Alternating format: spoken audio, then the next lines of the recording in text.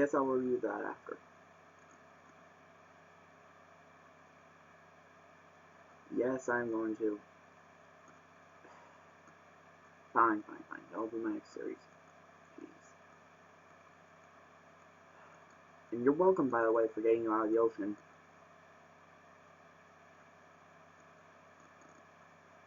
But no, thank you. Fine. Screw you.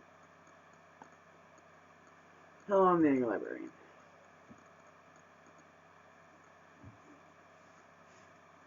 This time, we're going to conclude the Morality Doctrine series with the Game of Lives. I'm going to bring up one thing. Notice how, in this cover, Michael is walking on something that we are not identified yet. That would be the roof. This is Michael on the edge. This is Michael jumping. That's all I had to bring up. But no. Honestly, it's a good symbol. It's a good symbolism for the book, because as the series goes on, Michael's world is deteriorating more and more. So yeah, it's basically that. Like, it's a good symbolism for what's going on. The first book is everything's just starting, so he's just walking on the roof. The second one, everything's on the edge basically, so everything's about to screw up. All shit goes down. So basically, Michael goes down. And yeah, that actually does fit. Like, it's fitting cover for a fitting series. And honestly, I did not think of that until after I finished the series. So, yeah.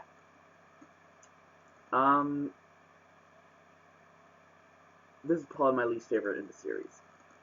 And that's kind of something I realized goes on with the James Dasher novel. The third book is always the one I don't like as much. Not to say there's anything I hate, really. There's not a lot that I don't like, but there's also a lot that I do. There's not a lot that I do like either. Like, there's nothing I like. It's a good balance of 50-50 almost, but it doesn't deserve an A this time.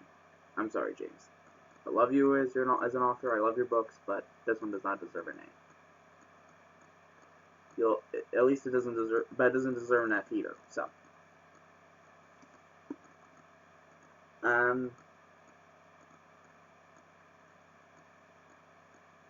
yeah.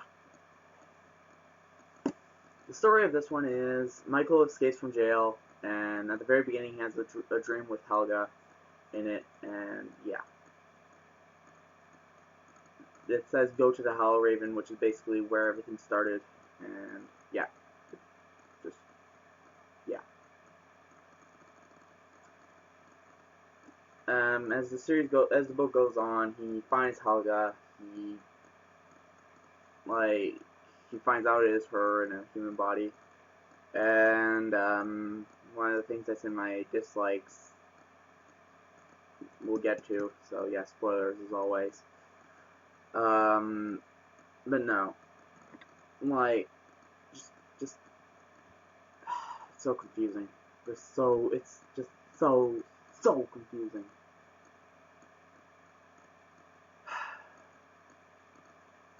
Alright, let's try and get through this. Apparently Kane is a good guy. Did I lose you guys yet? Good. Apparently Aiden Page is a bad guy. / good guy. Lose you guys yet? Okay. Apparently you can bring people back. You can download people into the Virnet. Have I lost you guys yet? Okay, this will lose you. Sarah dies and he tries to bring her back at the very end of the book.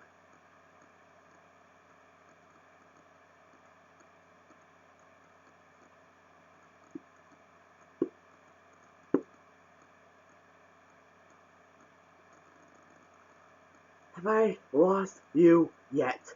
Because if I haven't, good for you. If I have, good for you. Like, both situations. Just good. On to my likes. No, I have to finish the story. Okay. So now Michael is trying to destroy Kane and destroy Ava Page, which he does. And he doesn't destroy Kane.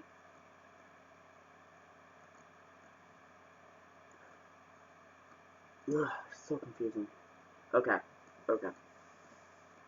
First, my likes. The story. Okay, hang on. Where do I go with likes? The pacing is well done.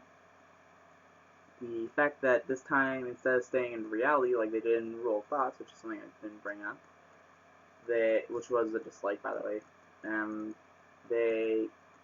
they jump between both, which is kind of what I was expecting from the Rule of Thoughts, but I didn't get. But this is actually what I was expecting. It's a good conclusion to the story. It has a nice finale, but also it's a very, very confusing novel. So, yeah. On to my dislikes. Sarah's death. She dies at the very beginning, almost. Like, she dies halfway in, not even. Like, they kill her off. They get rid of the romance right away. Like, granted, they kill Teresa off in the Death Cure. Spoilers. But honestly, I didn't care about Teresa, but I cared about Sarah. Okay, maybe people are gonna kill me for that one. People are gonna kill me for that last one. Oh boy. But no, I didn't care for Teresa. I'm sorry, people. I'm an ass like that. But no, seriously, I just no. Like, don't kill Sarah off. She was probably one of the few likable characters next to Bryson and Michael. Another problem I find is that like, Helga isn't even interesting, really. Like, you get more of her, something I kind of complained about in the first book, like how you don't get much of them, but you get too much. Now you get too much of Helga, but you never see his parents. Apparently they're dead.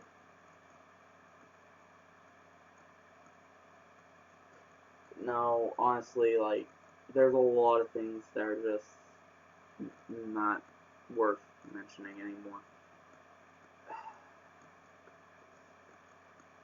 Okay, I have to try and say something good about this book, like, other than the like, everything else. Like, there's so much stuff that I hate, there's so much stuff I like. It's just all over the place. Like, the story jumps from one location to another. It's sort of, there's too many plot elements. It's so hard to follow almost that honestly, as soon as it was done, I was just, thank God it's over. Like, no more of this. Like, stop showing me this shit. Oh my God. But no.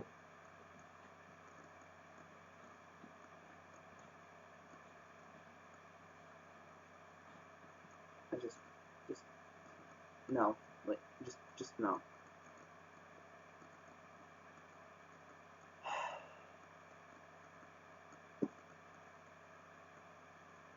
Okay. Okay. Okay.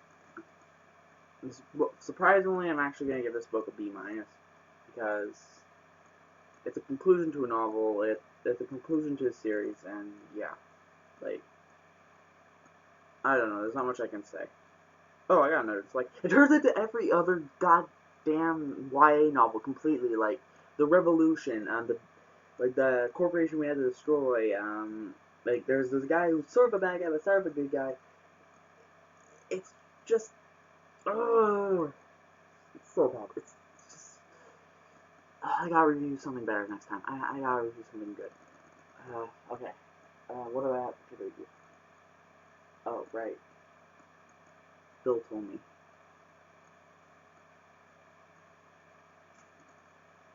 It's another goddamn YA trilogy.